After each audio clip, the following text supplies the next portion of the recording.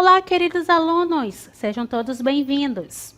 Eu sou a professora Michele Santos, do componente de História, e acompanhe comigo o objeto de conhecimento desta aula.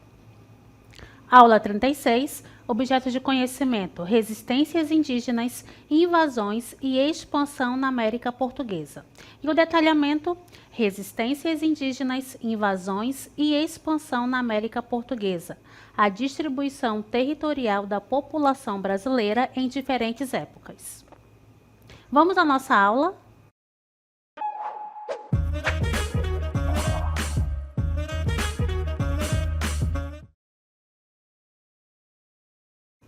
O tema desta aula é escravidão e resistência indígena. Trouxemos aqui, estamos no cenário que representa um pouco desse processo de escravidão e também da resistência que os indígenas ofereceram a este modo de exploração em relação à sua mão de obra.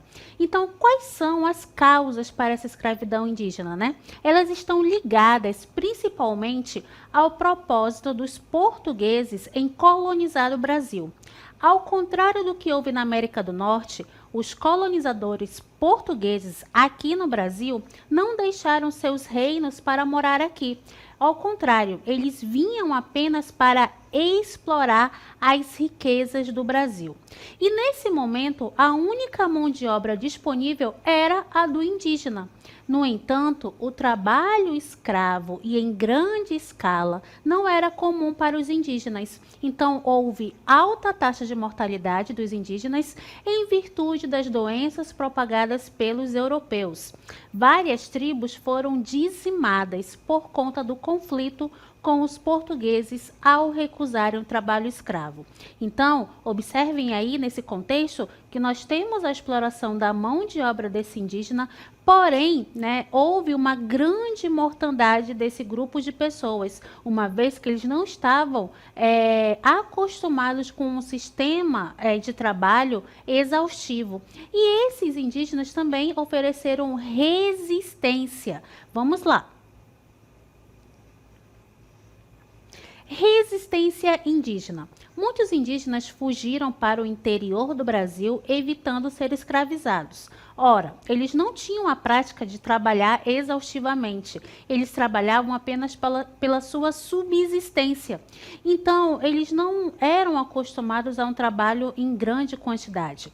Então, isso ocasionou o fracasso da escravidão indígena, que fez com que os portugueses optassem pela escravidão negra oriunda da África. Ou seja, em virtude dos indígenas oferecerem resistência e também de acontecer a morte de muitos nativos, os portugueses optaram para trazer os negros na condição de escravizados para o território da América Portuguesa e trabalharem aqui nesta condição.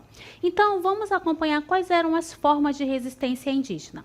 A primeira faz referência à questão cultural.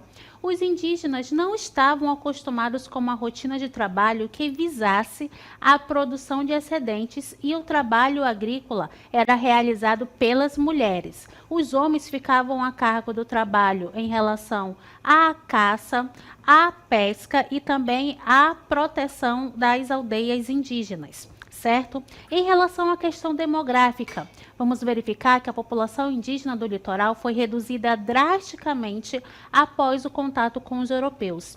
Isto se explica pelo fator biológico, em que muitos nativos morreram ao ter contato com as doenças trazidas pelos europeus, dentre elas a varíola. O nosso ponto 3 vai falar sobre o seguinte, questão demográfica. As fugas também ofereciam uma resistência em relação aos indígenas, em relação a esse trabalho escravocrata que estava sendo imposto a eles.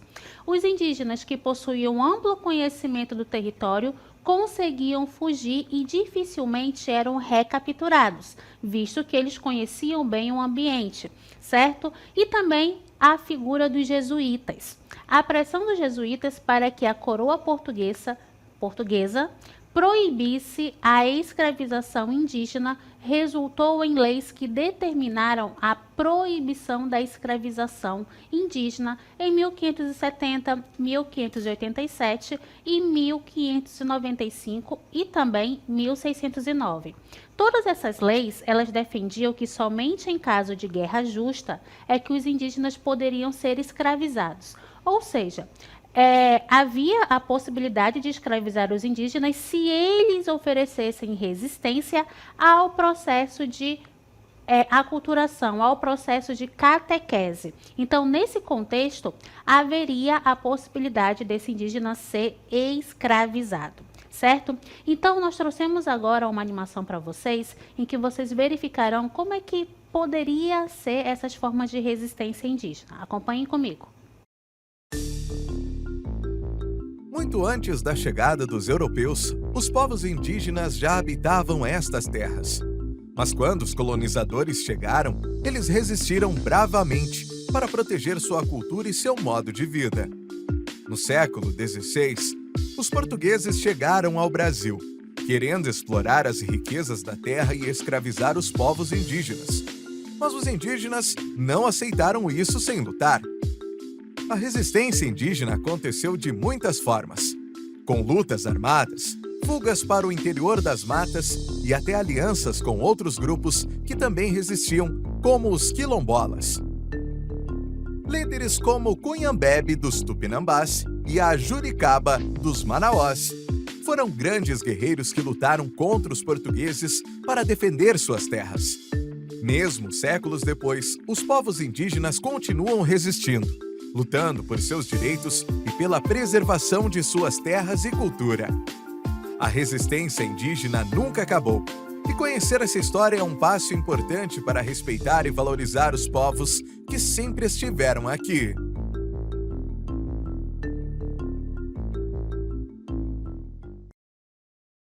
Então, nesta animação, vocês viram que sempre houve a resistência indígena. Então, quem fala que os indígenas foram passivos ao processo de escravização, não conhece a história, não conhece esse espírito aguerrido dos indígenas. Vocês viram que houve sim todo um processo de resistência na medida em que os indígenas verificaram que a sua força de trabalho estava sendo explorada e que sua condição física e também o seu modo de vida estava sendo prejudicado por um sistema de trabalho que em nada engrandecia a sua forma de viver.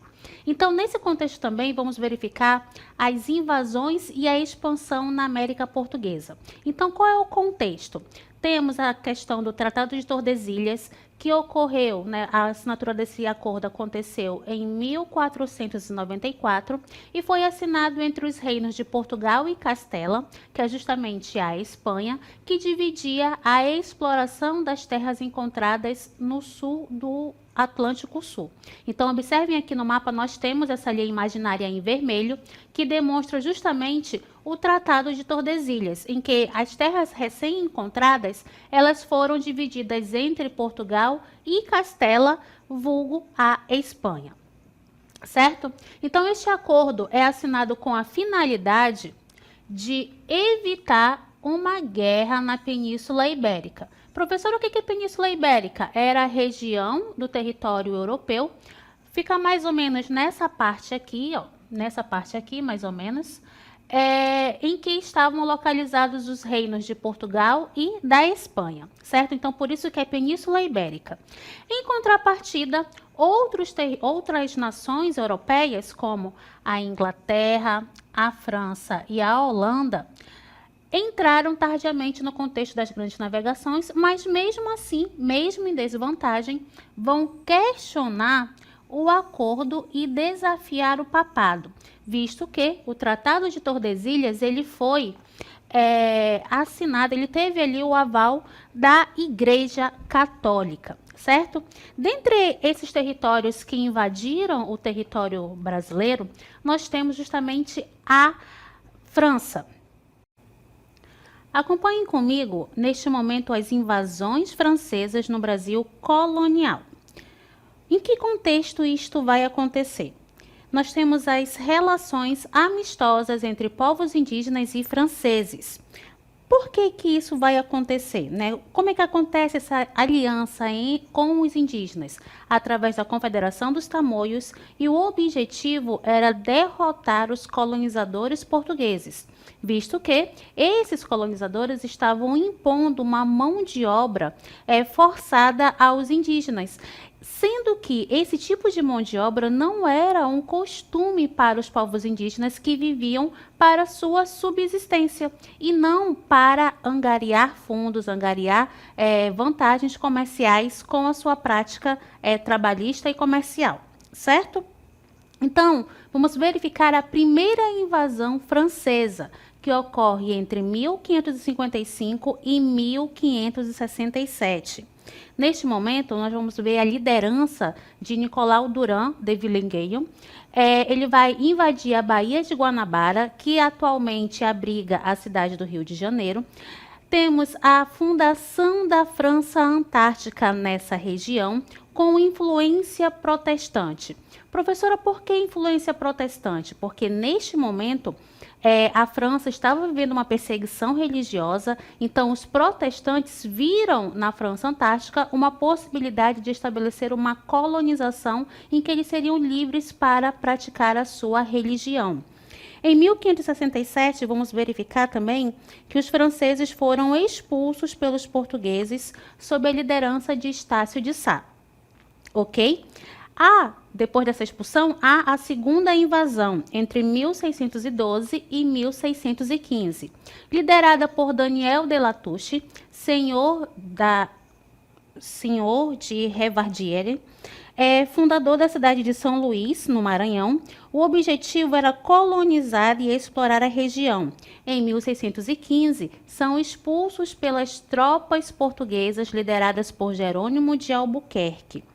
No século XVIII, vamos também verificar a presença de corsários franceses que vão saquear algumas cidades brasileiras litorâneas. Então, todo esse contexto envolve as invasões francesas no Brasil colonial, que vão ser destaque para o processo de ocupação de algumas regiões do território brasileiro.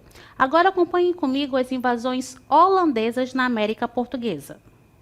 Temos, em 1624, a primeira invasão holandesa. O local vai ser Salvador, em que eles vão estabelecer a sua primeira invasão.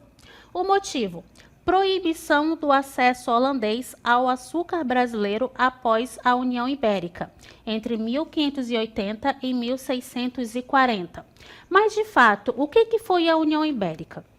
Bem, a União Ibérica foi a união da coroa portuguesa e a espanhola devido à vacância da coroa portuguesa. Não havia um governante para ficar à frente de Portugal, visto que o seu governante ele havia morrido em batalha. Então, o sucessor mais próximo à coroa portuguesa ele era espanhol. Então, houve uma disputa para ver quem ficaria no reino de Portugal e a medida utilizada neste momento foi a união das duas coroas, Portugal e Espanha, sob a administração de um único governante que era espanhol.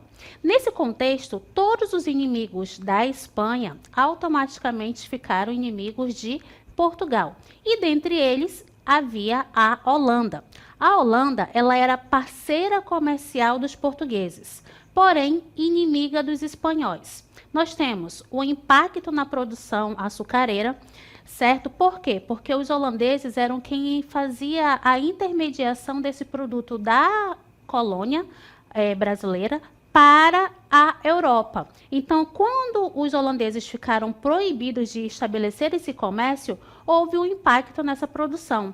Então, a União Ibérica vai enviar navios ao Brasil e consegue repelir a presença inimiga, no caso, os espanhóis. O que acontece nesse momento, né? Os holandeses eles invadem o território em busca de estabelecer uma colonização para que eles não saíssem perdendo no comércio açucareiro. Só que, os espanhóis, na figura da União Ibérica, se articulam rapidamente e acabam expulsando os holandeses desse território.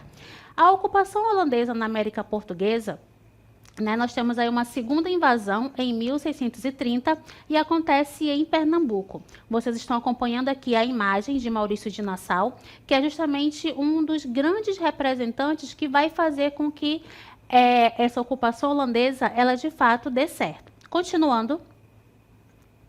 Resistência local, nós temos a Companhia das Emboscadas, que é, no caso, fica na sede do Arraial do Bom Jesus, entre Olinda e Recife. Era uma forma de desestabilizar as tropas holandesas. Nesse momento, houve a reunião de pequenos grupos de 10 a 40 homens com alta mobilidade que atacavam de surpresa os holandeses e se retiravam em velocidade, reagrupando-se para novos combates. Era como se fosse uma estratégia de guerrilha, né? Eles atacavam, desestabilizavam ali o grupo e depois eles se reorganizavam de novo para fazer novos ataques. Em 1635, nós temos os holandeses que dominaram o Arraial do Bom Jesus com a ajuda de Domingos Fernandes Calabar, que era um senhor de engenho. Queridos, lembrem-se que a região, no caso ali de Pernambuco, havia a presença de muitos engenhos. Quando houve a União Ibérica, houve uma queda na produção agrícola, visto que nós tínhamos a presença dos holandeses fazendo a intermediação do produto da cana-de-açúcar do Brasil para a Europa. Com a União Ibérica, houve uma quebra, né, nesse acordo comercial. Então, os senhores de engenho acabaram tendo prejuízos econômicos por conta disso. E quando os holandeses vêm para o território de Recife, né, na segunda invasão, com a figura de Maurício de Nassau, eles vão ajudar esses holandeses a se estabelecerem na região para poder ter a sua economia realmente resgatada, né? Ter a sua economia alavancada justamente com os investimentos que serão feitos aos engenhos de açúcar. Certo?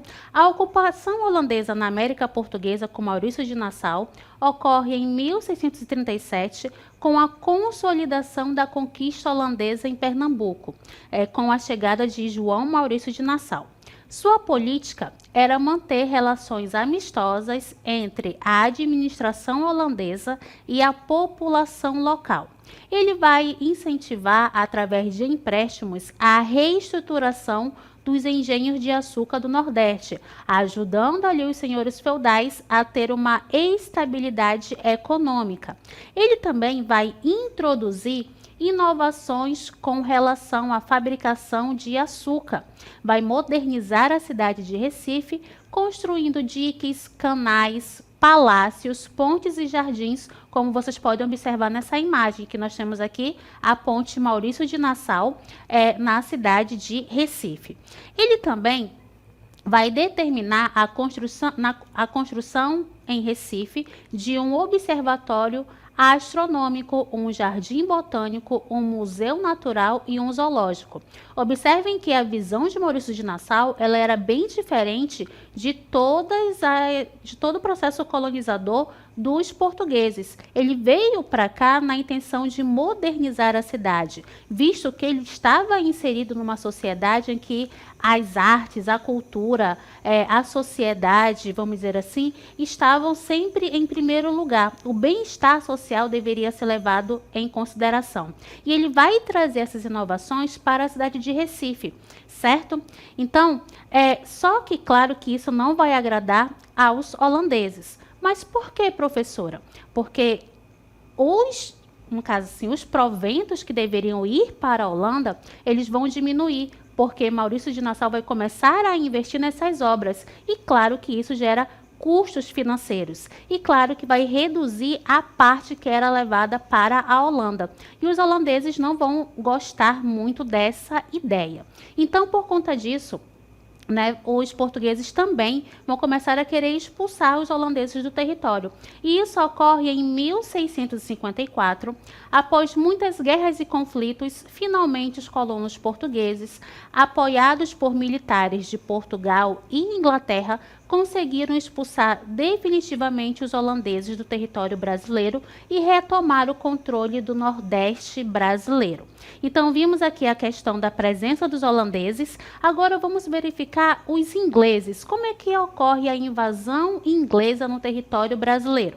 ela começa, né, no século XVI, com relações comerciais entre ingleses e indígenas. O objetivo dos ingleses era justamente explorar recursos naturais como o pau-brasil e também estabelecer pontos estratégicos para virem ao território e poder se abastecer com gêneros alimentícios e continuar suas viagens a longa distância. A pressão portuguesa vai ocasionar o declínio dessas relações comerciais.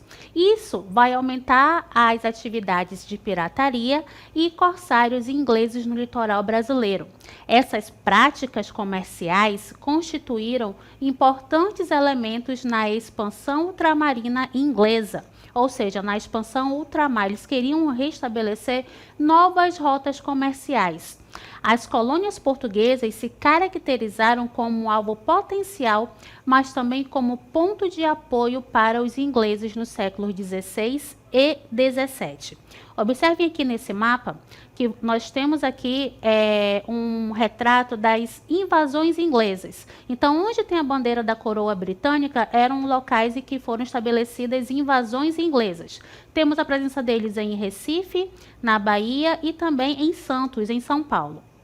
As invasões inglesas contou com, entre 1530 e 1532, com William Hawkins, que era um corsário, e teve a exploração do pau-brasil.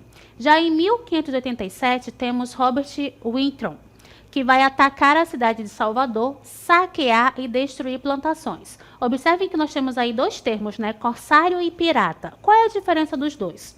O corsário, ele tinha sua atividade legalizada. Então, ele fazia excursões em nome da coroa britânica. Era um pirata legalizado, vamos dizer assim.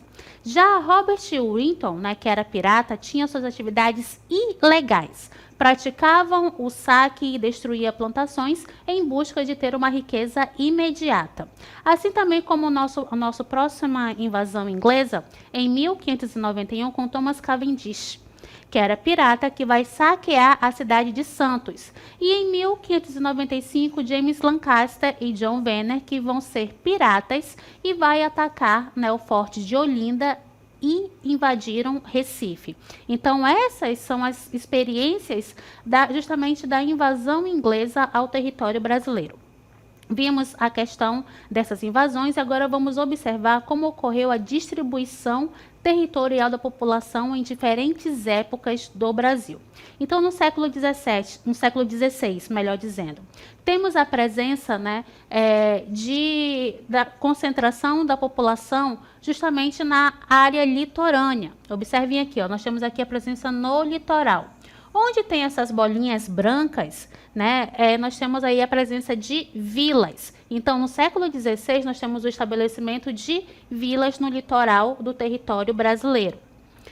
Essa distribuição, ela vai ter o povoamento concentrado no litoral brasileiro, como nós vimos na imagem, desenvolvimento de lavouras de cana-de-açúcar no recôncavo baiano e na região nordeste. Justamente nessa região aqui, ó, em que nós teremos aqui uma maior concentração de população, no século XVI. Transferência da pecuária da zona da mata nordestina para o sertão nordestino. Por que tem essa transferência, professora? Justamente para proteger o litoral para a produção agropecuária, certo? Continuando, temos aqui a distribuição territorial da população brasileira no século XVII. Observem aqui, ó, que nós não temos a presença apenas no litoral. Ó. Observem que toda essa área mais escura, aqui que vocês estão vendo, há a presença de pessoas aqui habitando a região. E esse processo, né, vai se dar justamente por conta da ocorrência das bandeiras, que eram expedições que tinham o objetivo de reconhecer no território brasileiro justamente áreas para a sua expansão e também buscar territórios em que eles encontrassem área mineradora. Então, observem que a partir dessas expedições, né, das bandeiras, nós temos a questão de entrar para o interior brasileiro para fazer a povoação. Povoou em grande escala o território brasileiro. os portugueses em maior número que os nativos? Professora, como assim? Nessa frase, a gente tem que observar a questão do litoral, certo? No litoral, havia a presença, né, em grande quantidade de portugueses. E é justamente no litoral, se vocês observarem aqui, ó, que nós temos a presença de cidades e de vilas. E eram áreas mais povoadas nesse período. E eles buscavam o quê, né? Eles dominaram a região e começaram a capturar os nativos para buscarem justamente as pedras preciosas, certo? Já no século XVIII, essa distribuição territorial vai acontecer em virtude de encontrarem o que eles tanto queriam, que era justamente ouro e pedras preciosas. Haverá o aumento na população do território, a descoberta de ouro e pedras preciosas em regiões que hoje nós chamamos de Goiás, Minas Gerais, Mato Grosso e Bahia. Essas regiões, elas eram ricas nesses metais preciosos, certo? Ocupação do interior brasileiro haverá neste momento. Haverá também abertura de vilas justamente no interior do Brasil e a abertura também de estradas. Qual era a finalidade da abertura dessas estradas? Para fazer o escoamento do ouro, visto que ele foi encontrado numa região mais interiorana. Então, era necessário ter uma estrutura para que esse ouro chegasse até os portos e fossem depois levados para a Europa. A distribuição territorial no século XIX tende a ter uma nova configuração. Observem que nós temos agora novos focos, né, de estabelecimento de cidades. O que antes era concentrado no litoral, nós vamos observar aqui que houve uma distribuição, certo, em relação a esse processo de distribuição territorial. O que acontece nesse momento? Uma grande expansão territorial, onde territórios ao sul tornaram-se intensamente povoados. Até então, essa área aqui, a área do sul, ela não era totalmente habitada, ela não tinha a presença de cidades e de vilas nesse processo. Com essa distribuição territorial, nós vamos ver que o sul ele vai começar a ser povoado. Há também, nesse momento, o cultivo do algodão e do café. A produção cafeeira vai impulsionar o desenvolvimento industrial. E em contrapartida, nós também teremos a instalação de ferrovias, dos telégrafos e das companhias de navegação. Ou seja, há todo um aparato para que houvesse esse desenvolvimento industrial e também houvesse o escoamento desses produtos. Já no século XX, nós vamos observar movimentos de desbravamento e povoamento de novas localidades dentro do território. E aqui nós trouxemos uma imagem que mostra as regiões cafeeiras no século XVIII e XIX. Vamos observar o aumento das exportações, o esgotamento dos solos e a facilidade de empréstimos bancários foram as causas deste grande movimento que se iniciou no Vale do Paraíba, certo? Nessa região mais ou menos aqui, ó, o Vale do Paraíba é uma região que fica entre São Paulo e Minas Gerais, mais ou menos aqui, ó. Aqui mais ou menos que fica o Vale do Paraíba. Passou por Campinas, certo? Campinas vai vir daqui, ó, do Rio de Janeiro para o interior de São Paulo, certo? Ribeirão Preto, São José do Rio Preto e terminou no Paraná, aqui no número 5 e 6, como vocês podem observar, certo? Este desbravamento é conhecido como a Marcha do Café. Bom. Então, observem que nós temos aqui a presença dessa marcha do café que vai justamente estabelecer uma nova configuração da distribuição da população brasileira. Haverá a ocupação do interior do território brasileiro. Houve a expansão do Rio de Janeiro, São Paulo, Paraná, para que houvesse essa expansão da economia cafeeira. Então, ao longo do tempo, as regiões elas vão começar a ser exploradas e também povoadas à medida que ela vai fornecer uma base econômica que vai dinamizar a presença das pessoas naquele local. Então, para que houvesse o desenvolvimento da região brasileira, era necessário haver também a questão da economia dinamizada. Então, ao longo do tempo, a população brasileira ela vai ser distribuída e organizada de acordo com a sua função econômica. Certo? Então, esta foi a nossa aula e até a próxima.